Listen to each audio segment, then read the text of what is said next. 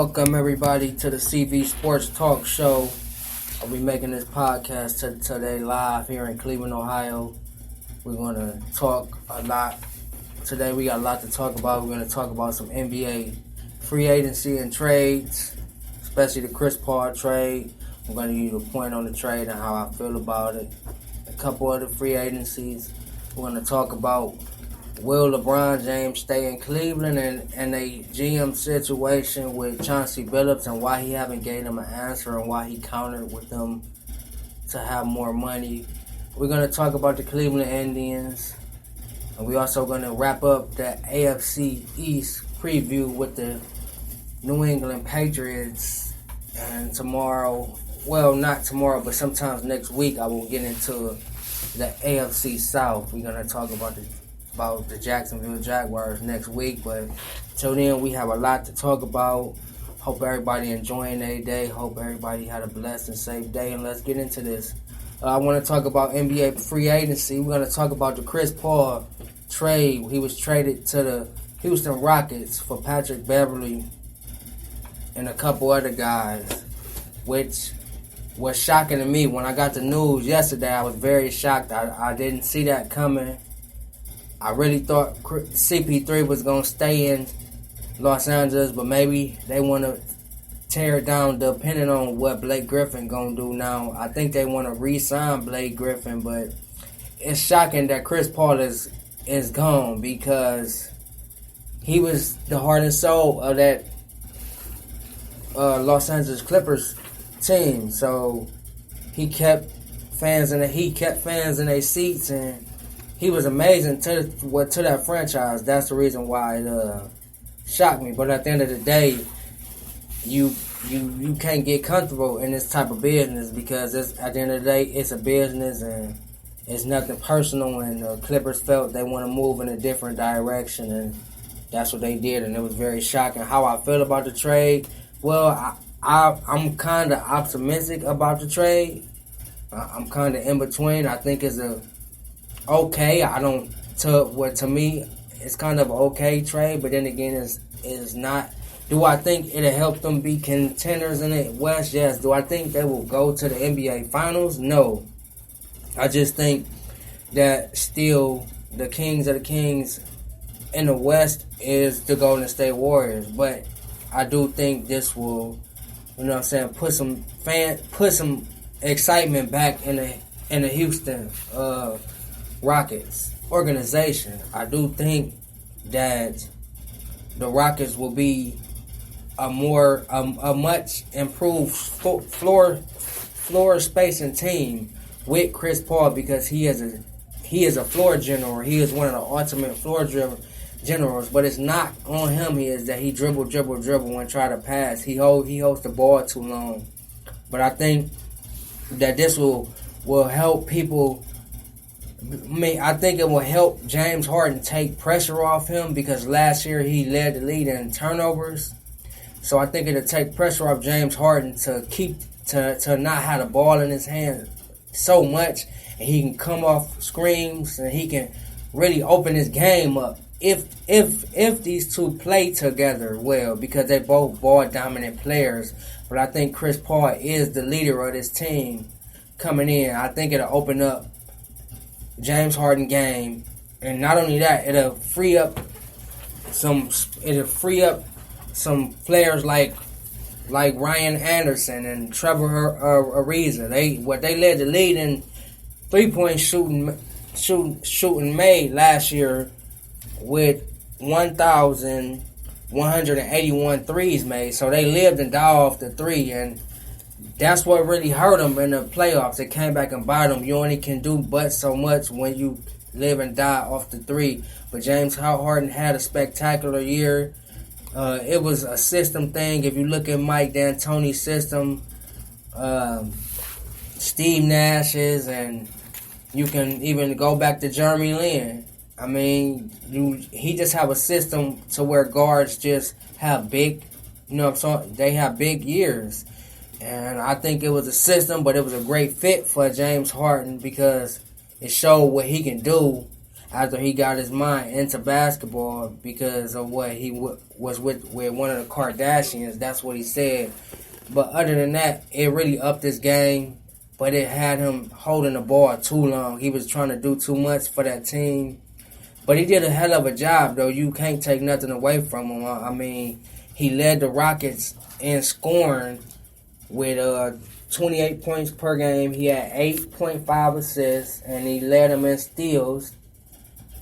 So James Harden had a career high in assists this year. He had a career high in points this year, and he had a career high in steals this year. So the D'Antoni system helped James Harden big time. So that's why I think Chris Paul coming in here will just open up his game even more, because you can see him work off the ball a little bit, come off a little screens.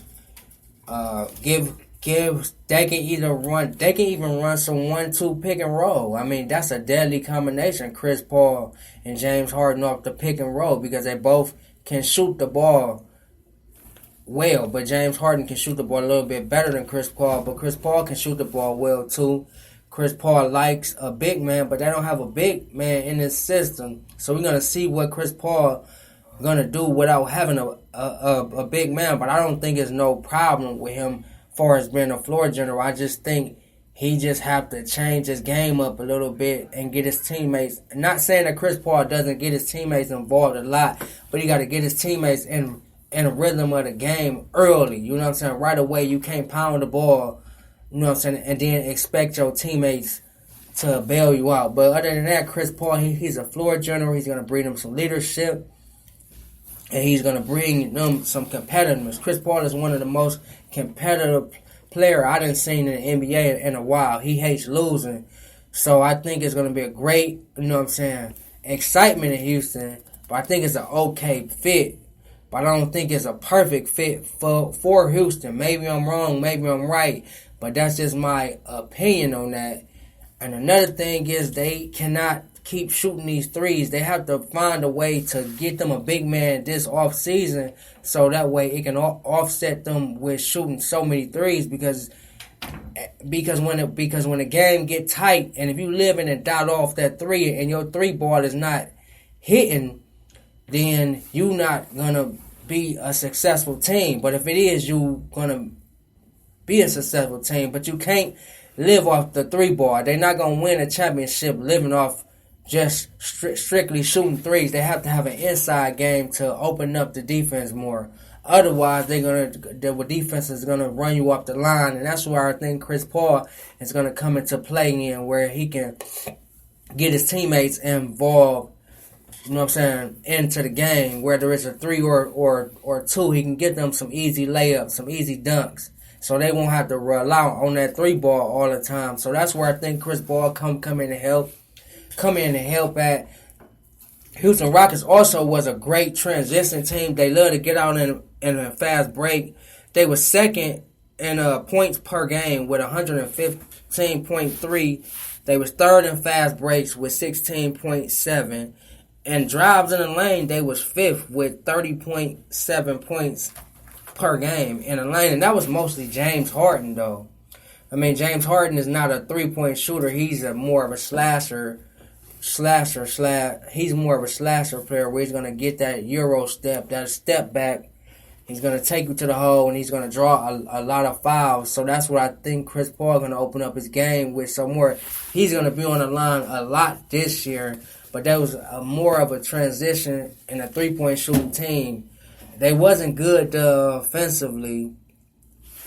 Defensively, they was 20th in the league, giving up too many points. And like I said, they just don't have a third option or a consistent big man that can, you know what I'm saying, offset the three-pointers.